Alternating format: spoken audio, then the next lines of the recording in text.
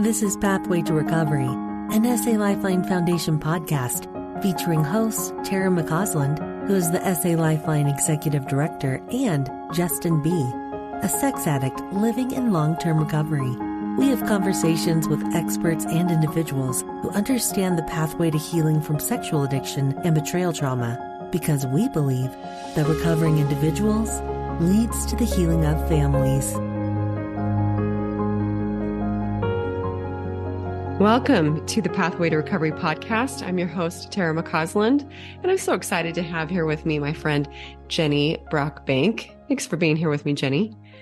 Thank you for inviting me. Always a pleasure.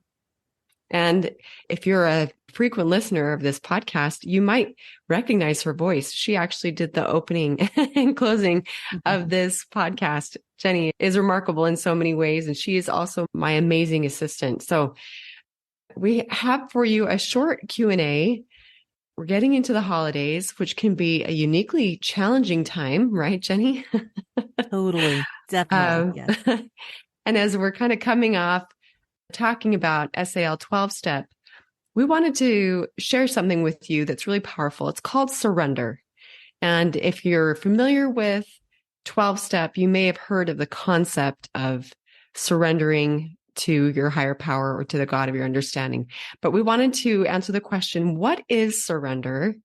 How do we do it? And why is it so powerful? And honestly, I feel like Jenny is perhaps one of the best people that can share from a great deal of experience on this subject. To first, again, pose that question, Jenny, how would you describe surrender to someone who has never heard of this concept? Well, first of all, those things you said were very generous. So thank you. And I can say back that Tara is amazing. So what a privilege it is to know you. So surrender for me, I think it boils down to the Serenity prayer and some things that we learn in there. And it's basically, what can I do? What can't I do? And the wisdom to know the difference. And the part is, what can't I do? That is what we have to surrender. And it is tricky. I remember learning from your mother, there's, the surrender process is really not complete until you ask, is there a boundary in that, which was such a fascinating concept to me. So sometimes, we do have to look at it and say, well, I'm not necessarily going to surrender everything, I'm going to surrender definitely things I can't change. But when I'm looking at it too, it is empowering to say, well, there's still some things that I absolutely can do that are within my purview that I need to take care of.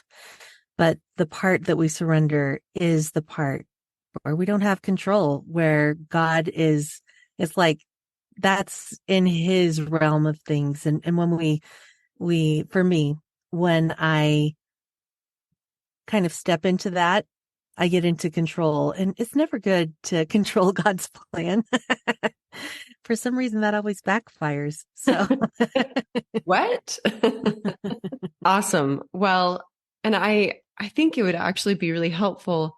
Again, if you're familiar with SAL 12-step or 12-step in general, we will often read the Serenity prayer at some point in our meetings. So if you don't mind, Jenny, would you read the Serenity prayer? And that might help fill this out a little bit even more to help our listeners understand what is surrender.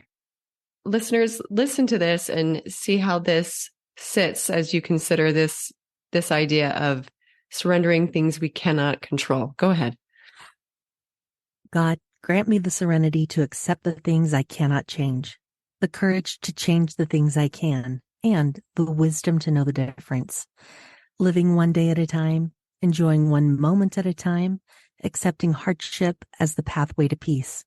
Taking, as he did, the sinful world as it is, not as I would have it. Trusting that you will make all things right if I surrender to your will, so that I may be reasonably happy in this life and supremely happy with you forever in the next. Thy will, not mine, be done. Thank you. Well, and it's interesting. Maybe I'd heard it before I came into this world of addiction and trauma, but this prayer has become so powerful to me. And while it is a rote prayer, and I am a prayer, I'm one that prays every day, but saying this prayer while rote, it helps center me and reminds me, just like you said, when I try and control things outside of my control, and there's a whole lot in that uncontrollable arena, it doesn't go well. But if I can accept the things I cannot change and then move forward with the courage to change the things I can, and then giving again the rest to God, it can make all of the difference. So that is what surrender is. But we often talk about an easy 3-step process to actually like put this into practice. Do you want to explain what that is? Yeah, absolutely. So it's knees, phone, box. And I once spoke with your mom about this. And I love that she says it's basically science because you're using all of these different senses when you do this. And so knees is we kneel and we pray. And sometimes we're maybe not in a space to kneel, but that helps us remember prayer, but knees. And if we can say it out loud, that's helpful. It uses, like all these different senses are hearing and we're speaking it. And there's just something powerful about that. And phone is we're going to reach out and we're going to reach out to someone in recovery who understands and we will voice it to them. And so some people literally, they call on the phone. And I know that's like, who calls on the phone these days? Well, people in recovery do. We do. But for me, I prefer to use Marco Polo. And I think that's every bit as powerful. One, I'm looking at myself in the camera as I'm saying it and I'm speaking it out loud. I'm hearing myself do that. And the person on the other end is also, they can see my body language. They can see, I don't know, there's other things that you can tell sometimes when you're looking at someone. So I don't think there's a hard, fast way to do that. But basically phone, you're going to speak it out loud to someone in recovery who understands the process.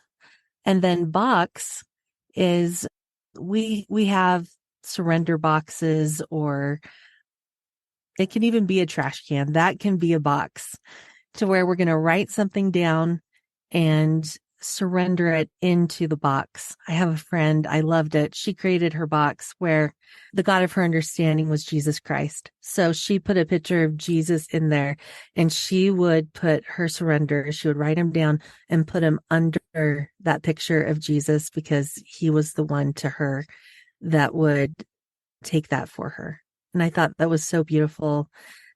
But it can be personal. I know some people use a jar and like I said, some people tear it up and put it in the trash can. Some people burn it. In fact, was it the last women's workshop that we did? And we had a big bonfire and we burned our surrenders. And that was I remember that it was powerful. And I had people from my group texting me who couldn't be there and was writing down their surrenders and filming it, going in. And there's just something amazing about seeing that, go up in flames to where it's gone. I would say for me, the surrender process is really powerful. All three of those things, sometimes the more that I'm practicing doing that, the quicker I am to really surrender things. But sometimes it's a process. In fact, recently, so I've been going through some very difficult challenges and I found myself excusing myself, begging God. And for me, if I'm begging God, I am not in a place of surrender because I'm like asking him to control something.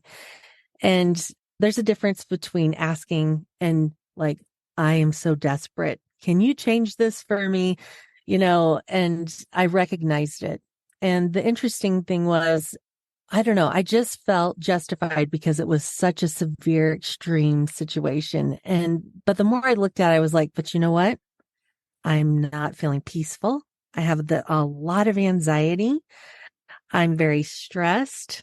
And I'm just hoping all of the time that God changes this circumstance that I have no power over. And it wasn't his will, apparently, because he did not do what I was asking him to do. Dang it. But I recognized, okay, I'm really not surrendering this. And, recognizing I was justifying not surrendering it, and that I really, really wanted to live in some peace, and that I didn't want to have that anxiety all the time eating at me, hoping, for something that was apparently not God's will. And so I had been praying for help with that. And it was fascinating because we have to come to recovery with a willing heart. But, we learned through working the steps that we don't always have power. Like, that's not within our control necessarily. We bring our willing heart, but the actual change of heart, that's a God thing. Hmm. And so I really didn't have the power to change my heart. God had to do that. And I do remember it was for me pretty dramatic, to where I woke up one morning thinking, I don't want to control this anymore. I want to give this to God. This is His. I do surrender it. And it was different. It was empowering, and it was peaceful. And I could not have those feelings of anxiety all the time that were plaguing me, that were really weighing me down. Hmm. Thank you so much for sharing that. You explained it so well. This 3-step process, the on your knees, on the phone, in the box. It's easy to remember if you put in those 3 steps, and it is powerful.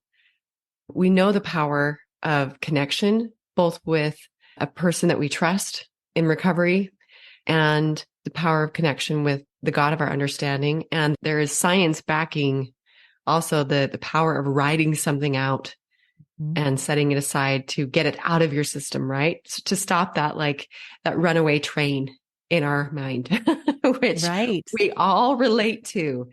But how do you know you need to surrender something, Jenny? For me, like I said, there's some signs. Maybe I'm begging. If I'm looking at how I'm feeling inside and really evaluating that, do I have peace?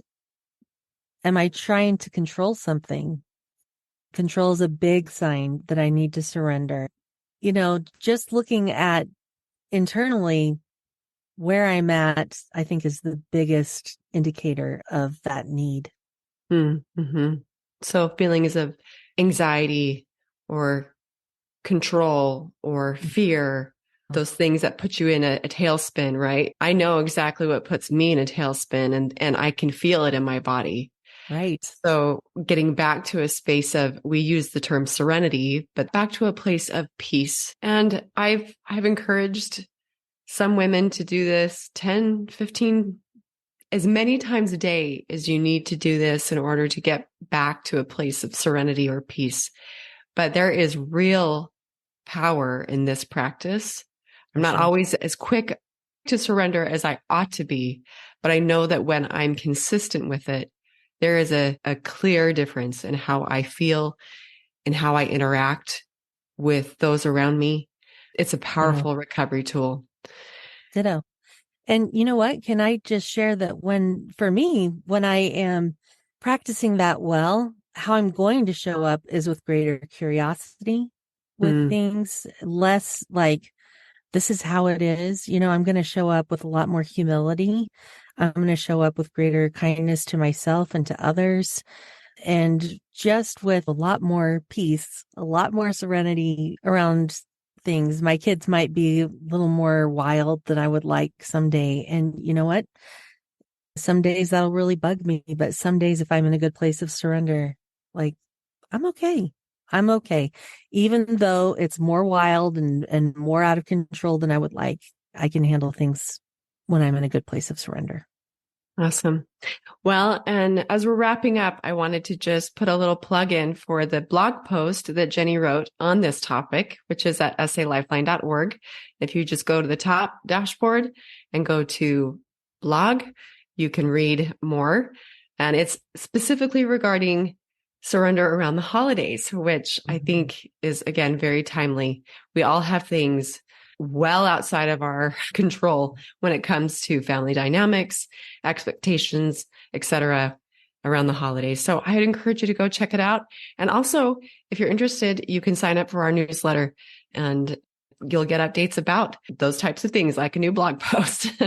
So thank you so much, Jenny, for coming on, sharing your wisdom about surrender. And to our listeners, just a little heads up, this will be our final post for 2023.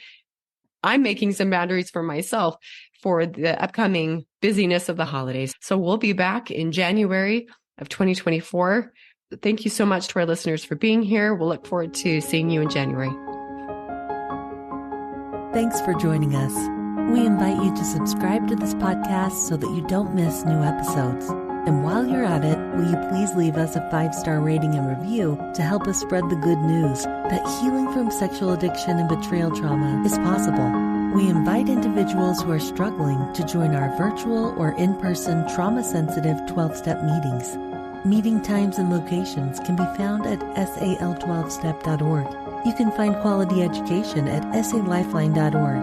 And we hope that you will follow us on Instagram and Facebook. SA Lifeline is a 501c3 nonprofit organization, and we welcome donations. SA Lifeline, come heal with us.